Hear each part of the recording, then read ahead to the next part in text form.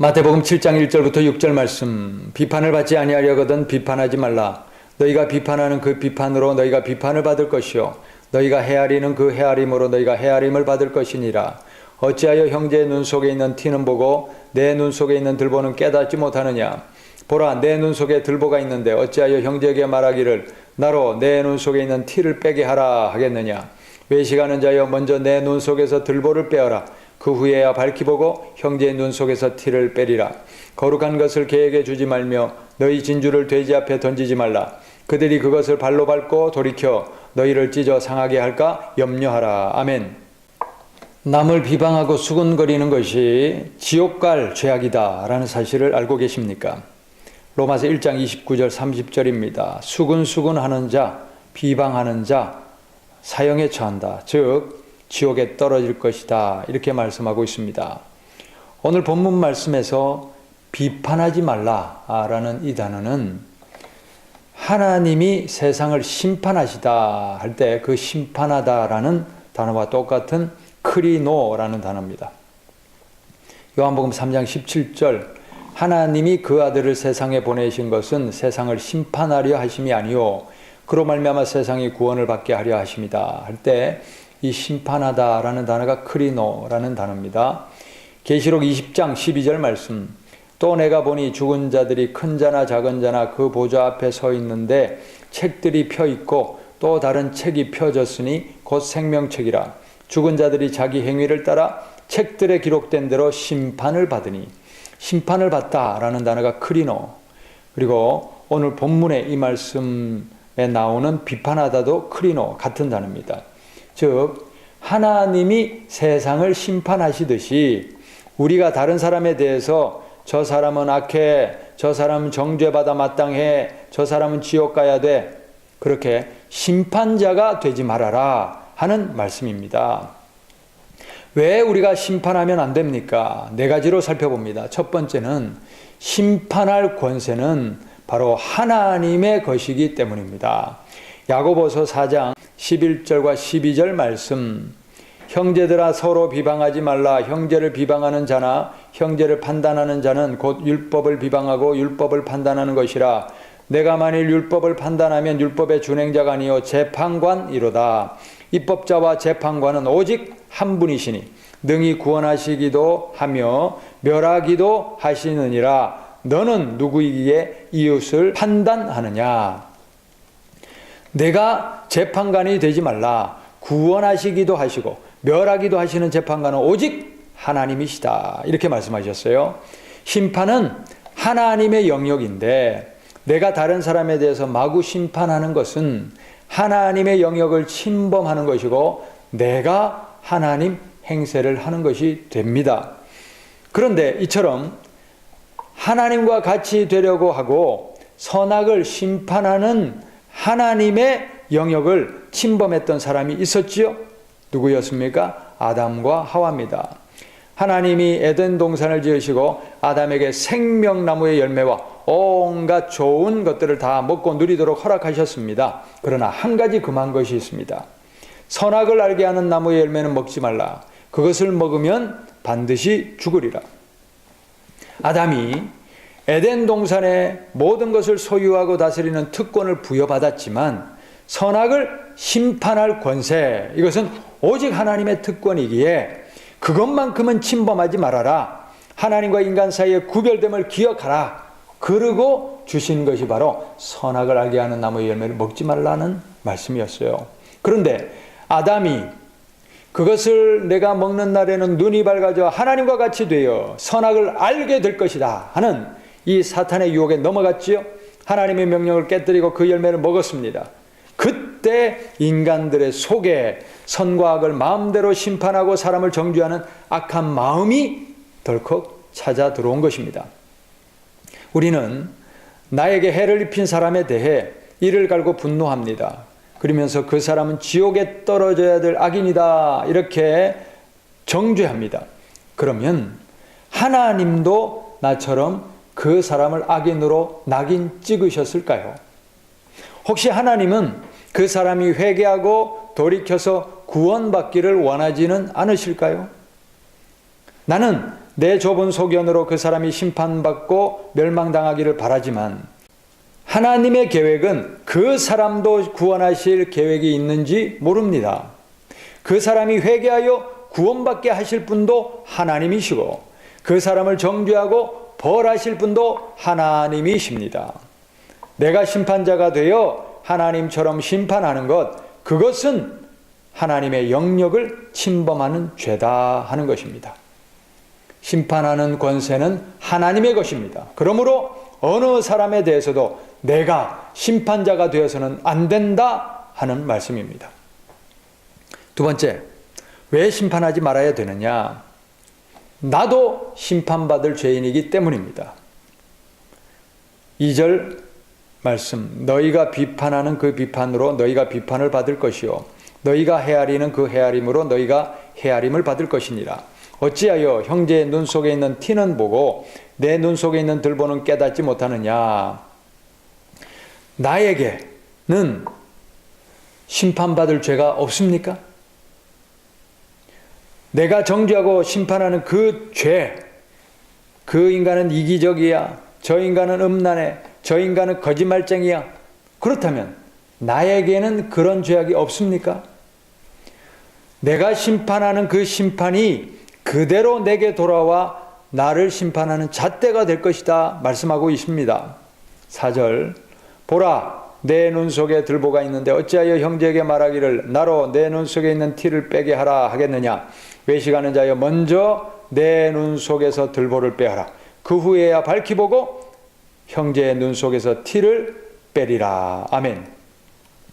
로마서 2장 1절부터 3절 말씀, 그러므로 남을 판단하는 사람아 누구를 막론하고 내가 핑계하지 못할 것은 남을 판단하는 것으로 내가 너를 정죄함이니 판단하는 내가 같은 일을 행함이니라. 이런 일을 행하는 자에게 하나님의 심판이 진리대로 되는 줄 우리가 아노라. 이런 일을 행하는 자를 판단하고도 같은 일을 행하는 사람아 내가 하나님의 심판을 피할 줄로 생각하느냐. 남을 심판하고 정죄하기 전에 먼저 나를 돌아보고 먼저 내 죄악이 발견되어지기를 바랍니다. 나도 그럴 수 있지. 나도 죄인이지.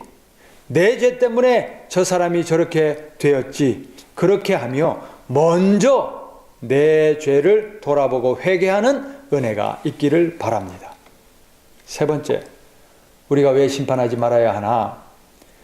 그 사람이 왜 그런 행동을 하는지 그 사람의 속내를 우리가 다 알지 못하기 때문입니다.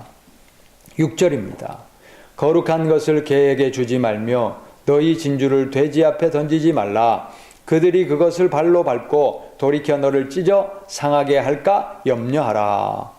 이 말씀은 상대방이 비판을 받아들일 마음의 준비가 되어 있지 않은 상태에서 내가 비판을 쏟아내면 그 사람이 나의 비판을 뭉개고 오히려 나를 공격하고 나에게 해를 입힐 수도 있다 하는 말씀입니다. 우리는 그 사람이 왜 그런 행동을 하게 되었는지 그 속내, 그 배경, 그 사람의 원한과 아픔, 그것은 보지 못합니다. 겉으로 드러난 행동만으로 그 사람을 판단합니다. 그런데 문제 있는 행동에는 문제의 원인이 반드시 있게 마련입니다. 그 사람 자체가 태어날 때부터 그런 악독을 가지고 태어난 것이 아니라 그 사람의 부모, 그 사람이 자라온 환경, 충격적인 사건이나 배경이 그 사람을 그렇게 악독하게 만든 것입니다. 어찌 보면 그 사람도 사랑을 받지 못해 절규하고 있는 영혼이며 그 사람도 나를 좀 봐달라고, 나를 좀 치유해달라고 울부짖는 영혼입니다. 2017년도에 나온 오두막이라는 영화가 있습니다. 누구보다도 행복했던 한 가족에게 너무나 끔찍한 일이 일어납니다. 가족들이 캠핑을 갔다가 사랑하는 어린 딸이 괴한에게 납치되어 처참하게 살해당합니다. 시체조차 찾지 못한 채 사라졌습니다. 그 딸을 지켜주지 못한 아빠, 그 원인을 제공한 큰딸, 그리고 온 가족이 비통함에 빠집니다. 가정에는 웃음이 사라졌습니다.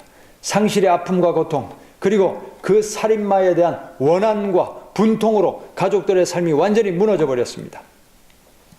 지옥 같은 시간들이 지나가던 중 의문의 편지 한 통이 날아왔습니다. 발신자는 파파, 아빠. 내용은 딸이 살해당했던 그 오두막으로 오라 하는 초대장이었습니다. 우여곡절 끝에 거기서 주인공 이 아빠는 신비한 체험을 합니다. 삼위일체 하나님이 그를 초대한 것입니다. 거기서 하나님에 대한 원망과 불신, 그리고 살인마에 대한 증오, 모든 아픔들이 치유되는 놀라운 변화를 체험하는데, 그중 가장 인상 깊었던 장면 중 하나가 있습니다. 어느 동굴에 지혜의 천사를 만납니다. 주인공 아빠는 여전히 살인마에 대한 증오, 딸이 납치당할 때에 막아주지 못했던 하나님에 대한 분노가 가득해 있습니다. 그런 주인공에게 지혜의 천사가 당신은 재판관이군요. 그렇다면 이 재판석에 앉아서 재판을 해보세요. 먼저 당신의 남아있는 딸과 아들 중에 한 사람만 천국에 갈 수 있도록 재판관이 되어 결정하세요. 그럽니다. 딸을 보낼까? 아들을 보낼까? 둘 중에 하나를 지옥에 보내야 된다. 누구를 보내야 될까? 그때 고민하던 주인공이 울면서 했던 선택은 난 할 수 없어요. 차라리 나를 데려가 주세요. 내가 대신 지옥에 갈게요. 애들은 놔두고 내가 지옥에 갈게요. 바로 이것입니다. 하나님 아버지의 마음이 바로 이것입니다. 우리는 내게 해를 입힌 그 사람에 대해서 저 인간은 지옥에 가야 돼. 저렇게 악한 자는 멸망당해야 돼. 그러면서 그 사람을 정죄하고 마구 심판하지만 그 사람도 하나님 편에서는 구원받아야 될 하나님의 자녀입니다. 하나님은 그 사람을 위해서 몸을 찢으셨고 죽음의 권세에 당신을 내어 던지면서 구원하기를 원하시는 그 사람도 하나님의 자녀입니다. 우리가 사람들을 심판할 때에 정죄함으로 판단해서는 안 됩니다. 정죄의 심판을 들이대면 구원받을 사람, 용서받을 사람은 한 사람도 없게 됩니다. 하지만 아버지가 자식을 대하는 마음으로 사랑의 기준이 심판의 기준이 된다면 저 사람도 구원받아야 될 사람, 저 사람도 용서받아야 될 사람, 저 사람도 사랑받아 마땅한 사람으로 보이게 됩니다. 하나님 아버지의 마음은 모든 사람이 회개하여 구원에 이르기를 원하시는 사랑의 마음입니다. 내게 상처를 입힌 그 사람도 심판받아야 될 마땅한 사람이 아니라 살려내고 회개하고 구원받아야 될 하나님의 자녀입니다. 고통은 하나님이 주신 것이 아닙니다. 마귀가 활동하고 있기 때문에, 마귀로 인하여 정욕과 탐심이 사람들 속에서 끓고 있기 때문에 생기는 것이 고통입니다. 고통 없는 삶은 없습니다. 이 생의 삶이 끝나고 천국에 가야 고통은 끝이 날 것입니다. 그러므로 악으로 인한 고통의 탓을 하나님께 돌려서는 안 됩니다. 고통 중에도 나의 목자 되어 원수 마귀를 내쫓아 주시고 나를 건져 주시고 다시금 선한 길 구원의 길로 인도해 가실 하나님을 절대적으로 신뢰하고 의지해야 합니다. 내게 상처를 준 사람, 그가 나를 아프게 한 만큼 나도 또한 그를 아프게 해주고 싶은 것이 사람의 마음입니다. 하지만 그 사람 또한 회개해야 될 사람, 그도 용서받아야 될 사람, 그도 구원받아야 될 하나님의 자녀라는 사실이 먼저 깨달아지는 은혜가 있기를 바랍니다. 내면의 고통은 우리를 괴롭히며 기쁨을 빼앗아가고 사랑할 수 있는 능력만도 빼앗아갑니다. 용서와 사랑은 상대방을 풀어주는 것일 뿐 아니라 그 감정의 노예처럼 묶여있는 나를 풀어 자유케 하는 것이기도 합니다. 용서하지 못하는 것은 할 수 없어서가 아니라 안 하려 하기 때문에 용서가 안 되는 것입니다. 혼자서 하려 하지 말고 성령님을 의지합시다. 성령님께 도움을 구합시다. 그리고 힘겨워도 나는 그 사람을 용서합니다. 이렇게 입으로 소리내어 선포합시다. 입으로 선포하고 내뱉음으로써 나를 묶고 있는 결박은 끊어질 것이고 선포한 대로 내 감정도 마음도 용서로 치유되기 시작할 것입니다. 당장에 모든 것이 풀어지지 않을 수 있습니다. 여전히 화가 납니다.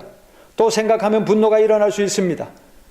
그러나 100번은 더 해야 될 수도 있지만 성령님을 의지하여 그 사람을 용서한다고 선포하기 시작하다 보면 점점 나아질 것입니다.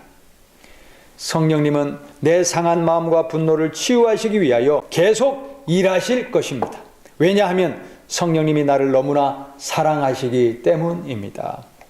우리는 내게 아픔을 준 그 사람이 왜 그렇게 되었는지 속내를 다 알지 못합니다. 그 사람도 치유받아야 할 영혼입니다. 그도 사랑받아야 할 영혼입니다. 용서받아야 될 영혼입니다.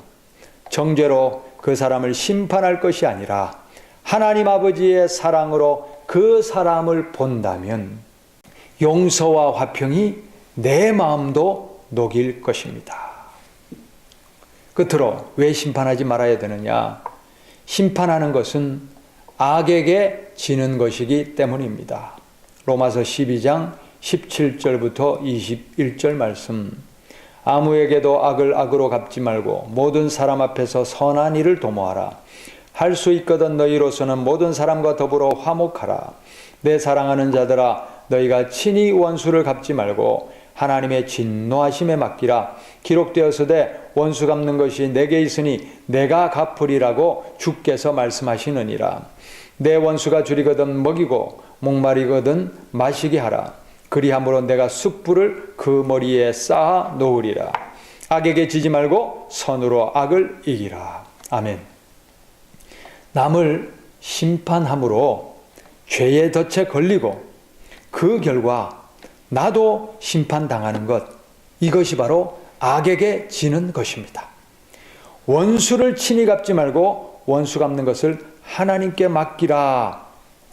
그를 구원하시든지 심판하시든지 하나님께 맡기라 그랬습니다. 그 대신에 우리는 그 사람을 용서하고 축복하고 선으로 대하라. 그러면 그가 회개하고 용서받을 기회를 주는 것이다 말씀하십니다. 그 사람의 악행으로 인하여 그 사람도 지옥 가고 그 덫에 걸려서 나도 미움과 증오와 정죄함으로 지옥 갈 상황이 오히려 내가 용서하고 그 사람에게 선으로 대하고 그 사람을 축복함으로써 그 영혼도 회개할 기회를 주고 나도 구원받게 되니 얼마나 큰 은혜입니까? 얼마나 큰 감격이며 이것이 바로 선을 악으로 이기는 길입니다.